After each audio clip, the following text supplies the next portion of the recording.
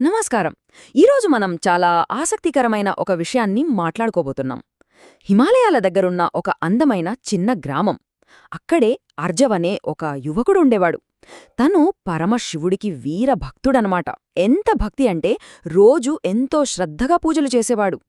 కాని అతనికి తన మనసులో ఎప్పుడూ ఒక లోతైన ఆలోచన, ఒక రకమైన సందేహం తొల్చివేస్తూ ఉండేది.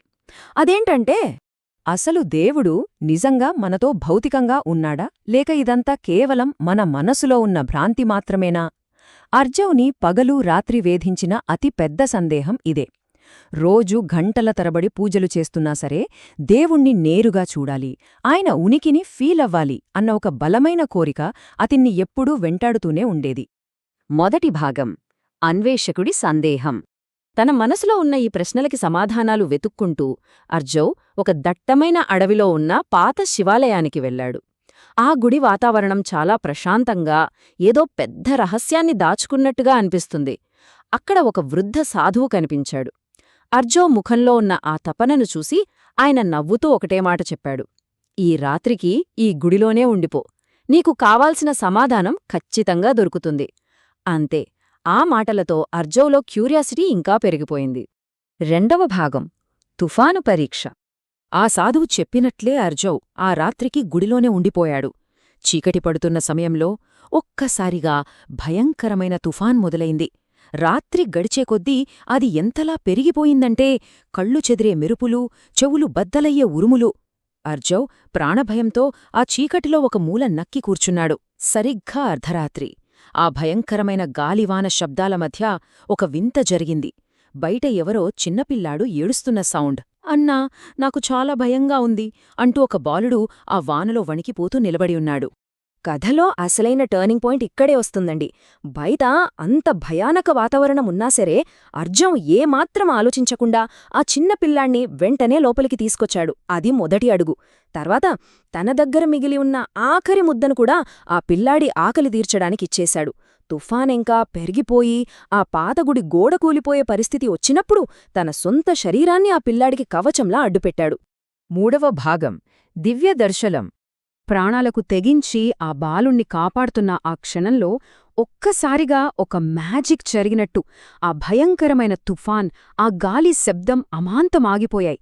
ఆ కటిక చీకటిగా ఉన్న గుడి మొత్తం కళ్ళు చెదిరే కాంతితో నిండిపోయింది.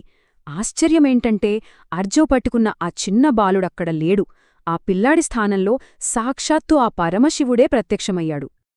అప్పుడు చిరునవ్వుతో శివుడొక మాటన్నాడు: "నువ్వు నన్ను చూడాలని ఎంతో ఆరాటపడ్డావు, కాని దేవుణ్ణి చూట్టమంటే కేవలం అద్భుతాలు చూట్టం కాదు. భయపడినవారికి ధైర్యమివ్వడం, ఆకలిగా ఉన్నవారికి అన్నం పెట్టడం, ఆపదలా ఉన్నవారిని కాపాడడం. ఎక్కడైతే ఇవి జరుగుతాయో సరిగ్గా అక్కడే నేనుంటాను." ఈ మాటలు ఎంత పవర్ఫుల్గా ఉన్నాయో గమనించారా? ఆధ్యాత్మికతకు అస్సలైన మీనింగ్ని ఇవి చెబుతున్నాయి. నాల్గవ భాగం: దయాగుణంలో దైవత్వం. అంటే ఆ రాత్రి జరిగింది మామూలు తుఫాను కాదు. అది అర్జవ్ మంచితనానికి దేవుడు పెట్టిన ఒక గొప్ప పరీక్ష. దైవత్వమంటే ఆకాశంలోనూ ఎక్కడో దూరాన కాదు, మనలో ఉన్న కరుణలోనే దాగి ఉందని అతనికి అర్థమైపోయింది. ఆ మాటలు వినగానే అర్జవ్ కళ్లలో నీళ్లు తిరిగాయి. ఇన్నాళ్లు తనను వేధించిన సందేహం ఒక్కసారిగా క్లియరైపోయింది. "ప్రభువు, నాకిప్పుడర్థమైంది. మీరు కేవలం రాతి విగ్రహాలలో మాత్రమే లేరు, మనుషుల మంచితనంలో కూడా కొలువైయున్నారు" అని ఎంతో ఆనందంతో అన్నాడు. సాధారణంగా మనం దేవుడి కోసం ఎక్కడెక్కడో వెతుకుతుంటాం కదా, గుడులు, గోపురాలు అని, లేదా ఏదైనా మిరాకిల్స్ జరుగుతాయేమో అని ఎదురుచూస్తుంటాం. కాని నిజమైన దైవత్వం ఎక్కడుంటుందంటే, ఇతరులకు ధైర్యం చెప్పడంలో, ఆకలి తీర్చడంలో, ఆపదలో ఉన్నప్పుడు కవచంలా నిలబడటంలో ఉంటుందని ఈ సంఘటన మనకు చాలా క్లియర్గా చెబుతోంది. తోటి మనుషుల పట్ల కరుణ చూపించడమే కదా అసలైన భక్తి. ఆ ఒక్క రాత్రి అర్జవ్ జీవితాన్ని పూర్తిగా మార్చేసింది.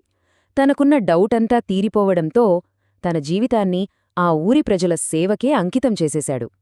తన చివరి శ్వాస వరకు ప్రతి ఒక్కరికీ హెల్ప్ చేస్తూ, అందర్నీ కాపాడుతూ ఒక నిజమైన కర్మయోగిలాగా బతికాడు. ఈ మొత్తం కథ వెనుకున్న అసలైన సారాంశం ఒక్కటే: దేవుణ్ణి చూడాలంటే కేవలం గుడ్లకు వెళ్లడమే కాదు, తోటి మనుషుల పట్ల మనం చూపే ఆ నిస్వార్థమైన ప్రేమలో, దయలో కూడా ఆ దేవుణ్ణి మనం ఖచ్చితంగా దర్శించవచ్చు. మనలోని మంచితనమే అసలైన దైవత్వం. ముగించే ముందు మనం ఒక చిన్న విషయాన్ని ఆలోచిద్దాం. కేవలం ఈ కథను వినడం మాత్రమే కాకుండా ఈరోజు మన చుట్టూ ఉన్నవాళ్లకి చిన్న చిన్న సాయాలు చేయడం ద్వారా ఈ దైవత్వాన్ని మనం ప్రాక్టికల్గా ఎలా ఆచరణలో పెట్టవచ్చు? తోటి మనుషుల పట్ల మనం ఈరోజు చూపించగలిగే ఆ చిన్న దయాగుణం ఏమై ఉంటుంది? ఆలోచించండి. ఈ అద్భుతమైన భావనతో ఈనాటి మన ఈ ప్రయాణాన్ని ముగిద్దాం. మళ్ళీ మరొక ఆసక్తికరమైన అంశంతో కలుద్దాం.